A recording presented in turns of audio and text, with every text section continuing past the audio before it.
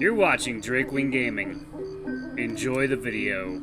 Hey guys and gals, Nary here from Drakewing Gaming, and some of you know me on Twitter, The Gaming Drag. Today I'm coming back at you another Let's Play episode of Kingsguard, Leandros' Path. So yeah, before we jump into it, just wanted to let y'all know that our Patreon is now up. We've got Bronze tier for $5, Silver tier for $10, and Gold tier for $15 respectively, each with their own exclusive rewards. Y'all, so go ahead and jump on in for as little as $5. It really helps support the channel, and we greatly appreciate it. Anyway, y'all, let's go ahead and jump right back in, shall we? Alarm chain, you were up, and let's go. Get a little quiet, because my partner's trying to sleep behind me, so keeping them in mind. Alrighty? Alright. Having someone besides you to help lift you up will mean the world to you. Ella was that kind of person. Well, you already have someone in mind? He figured that sooner or later he would find out. Maybe even the entire kingdom would learn of your preferences. Though tempting as it was to let him know that he was sending you the wrong kinds of suitors, you felt like that was a topic you should ease into. Maybe. I can't tell you yet. I have to find out for myself first. I look forward to the day I meet them. From here on, I will let you find the other that completes you. Just maybe let me to meet them first. He gave your father a sharp look. Sorry, it's just the king in me speaking. Do you want me to marry someone from royalty or with money? It's a shameful thing to say. I know that times are changing and I must accept this, even if it means going against tradition. I want you to be happy. Whoever it is, I will accept your decision. The high priest and your father's council soon gathered nearby, and together they retreated with your father to attend to other matters. Kashiro and Leandros, who were waiting at the side, joined you again. I see that went well. Though you decided not to tell him? Talk about eavesdropping. Our senses are more acute than yours. Well, no, it might not be the right time to bring that up now. You will have to eventually. Last I recall, you were the one who told me that I needed a queen. Doesn't telling him sort of contradict the betterment of the kingdom for my own self-satisfying desires? That's a first coming from you. Do you enjoy him sending you potential suitors? Don't get me wrong, I would love nothing more for my wants to be fulfilled and have the kingdom live long and prosper. But I just don't see it being a good idea, though, not at the moment. Perhaps you could be right, but I really don't think that this is something you should stay silent about. I admit that I was surprised when I found out, but to me you were always the same old Jake and nothing will change that. I'm sure your father will still accept your decision regardless. Well, until I find that someone, I think that can be a secret from him. Same goes for you, Kashiro, not a word to him. I'm afraid I don't follow. You see, Kashiro, Jake here is actually more interested. Ah! Before he had the opportunity to spill the beans, you rushed forward with a leaden fist for his side. Ow! That wasn't called for. You shook your hand. It had to have hurt you more than it did him. Are you serious? The less that know, the better. You're gonna turn me into a pariah before I even become king. Once you ascend your father, you're going to be making more public appearances. At that point, most of Havana will know who you are. You've done well to conceal your identity when going out, and I'm surprised at how long you've managed. Of course, that will mean no more visits to Rose's Cathedral. But... You'll have a reputation to uphold, most certainly a commitment to the throne and to your partner. Jake? Always about presents, but I guess you're right, as always. I know things are going to be changing, but it's all happening so quickly. It's just hard to accept it all so suddenly. That is why I am here for you, and I'm certain Kashiro is as well. You will also have your father's council to assist you as well.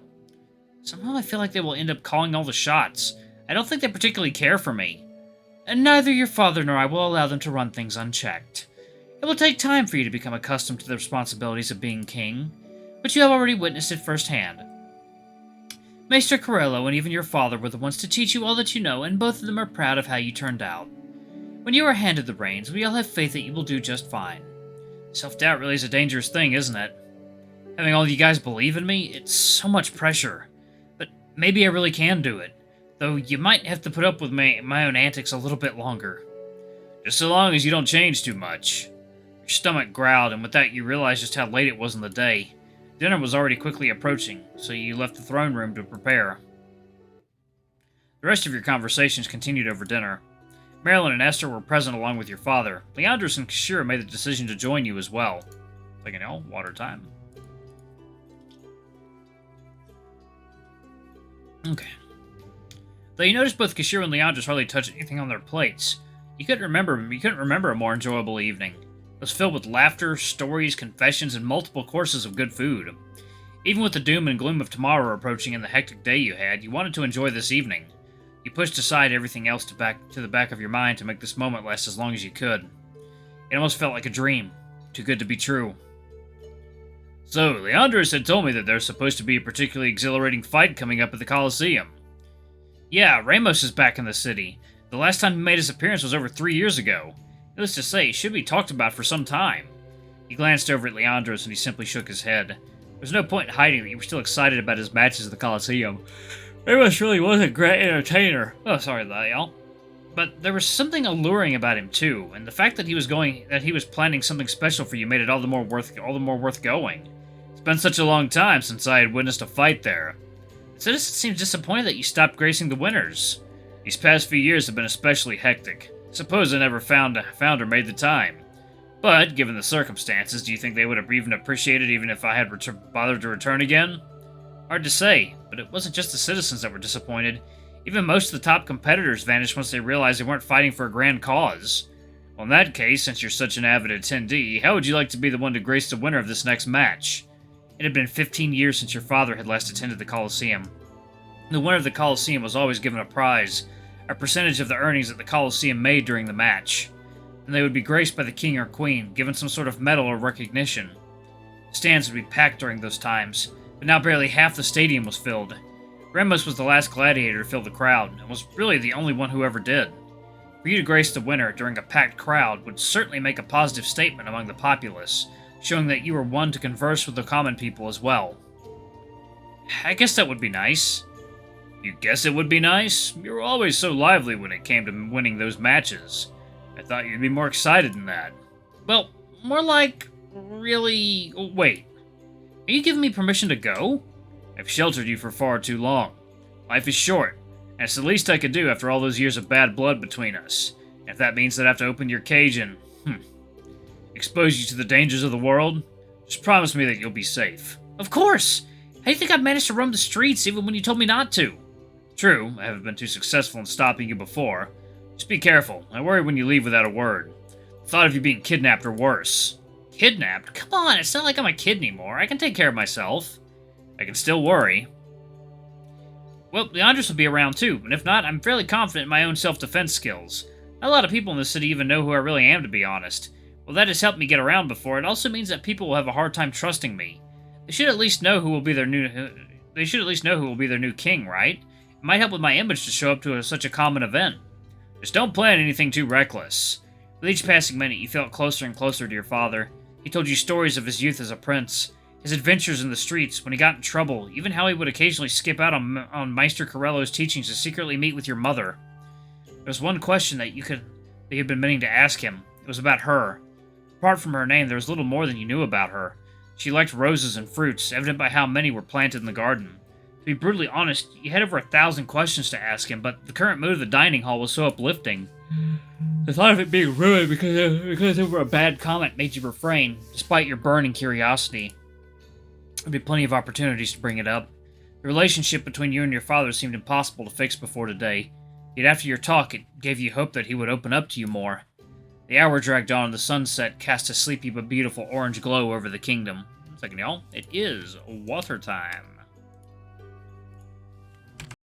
The day was coming to an end, and he needed to rest, especially with the anticipation of what tomorrow would bring.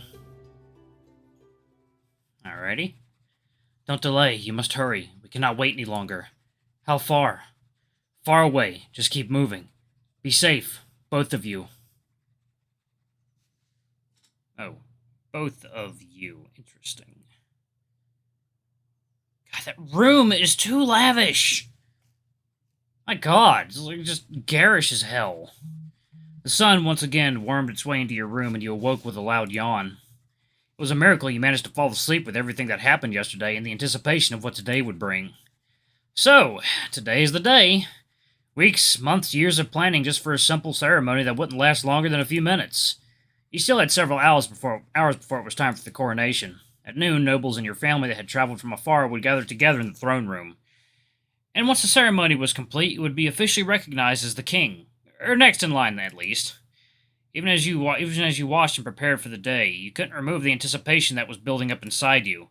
Nothing was at stake, but the mere thought of standing in front of the crowd, doing your best to not disappoint your father or even yourself, was eating away at you. Anxiety would be the worst of your problems, though. Stage fright was at the bottom of the list of things to be concerned about. So many little things to worry about, so many ways that it could go wrong. You hoped it was just your nerves, or perhaps you were just overthinking things.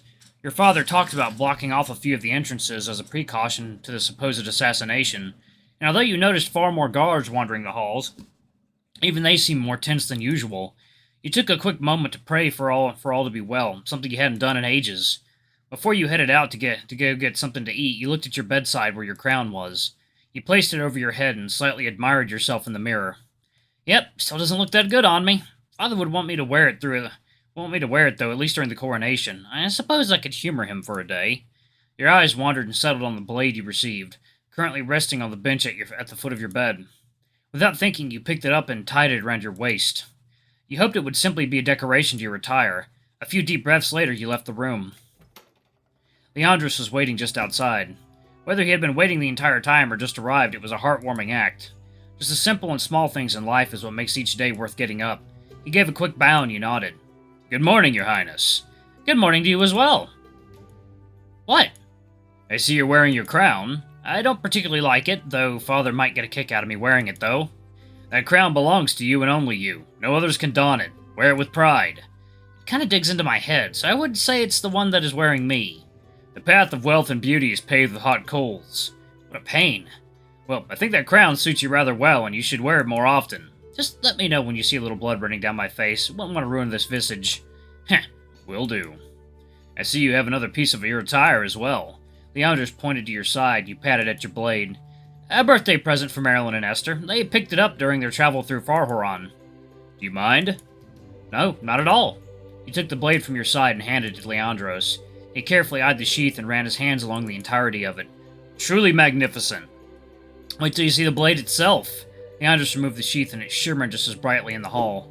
He gave it a few practice swings and you jumped out of the way. Whoa, easy there, Tiger. Lion. Sorry about that. He took one last look at it, then sheathed it. Well, what do you think? Jealous, huh? It certainly is a beautiful blade. I don't think anyone in the kingdom could have crafted something like this. But, go on. There's no way this blade would be useful in a real fight. What? It's far too light, and that's saying something for a blade this size. It also looks to be entirely made of gold, so it's likely to easily bend. This blade would be far better off placed on a mantle than for battle. Second, y'all. Water time.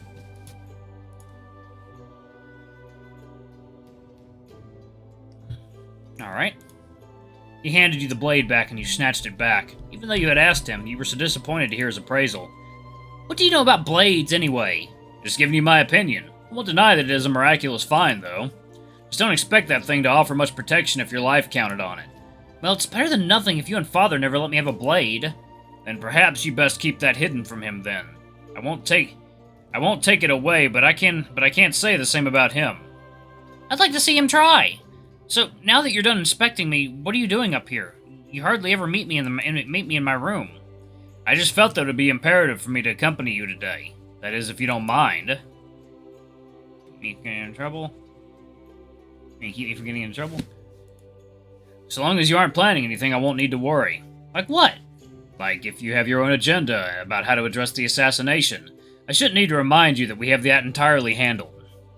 Above all, I am your knight, and it is my sworn duty to make sure you are safe. You really gonna bring this up again? There's a lot weighing on you today with the coronation, and that is all you should be focusing on. Leave all other matters to us. Still wanting to mold me before I harden, I see. You thought you said that in your head, but it ended up slipping out through your lips. Jake. With his ears at this distance, even whispering wouldn't go by him. There's no need to read how he felt about your let's not do that. No, not at all, okay. Good, because you'll be stuck with me for most of the day. You don't have anything else going on? Well, today is the day of the coronation, so staying by your side and making sure everything goes by without a problem is my primary focus. I've made all the necessary arrangements beforehand, so now we just hope that nothing falls out of place. So that's all up to me. You'll do just fine. Your father believes in you, and so do I. Easier said than done. My hands are shaking, my heart is pounding, I want to vomit, I really feel the urge to leap out of the nearest window right now than face the crowd. Oh? You look quite collected to me. I suppose looks can be deceiving, though. The sun is setting. The sun setting couldn't come sooner. I just want this to be over. Perhaps after the coronation, if all goes well, we could play a few rounds of Kingdom. That would be something to look forward to, huh? Considering we haven't had many opportunities to spend some time together. Perhaps, but only if you're prepared to lose. Oh?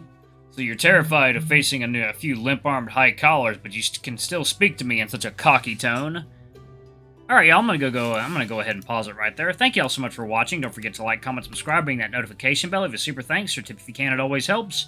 Until the next video, I love you all. I'll see you next time. And please check out the Patreon, y'all. It really helps the channel. Bye-bye!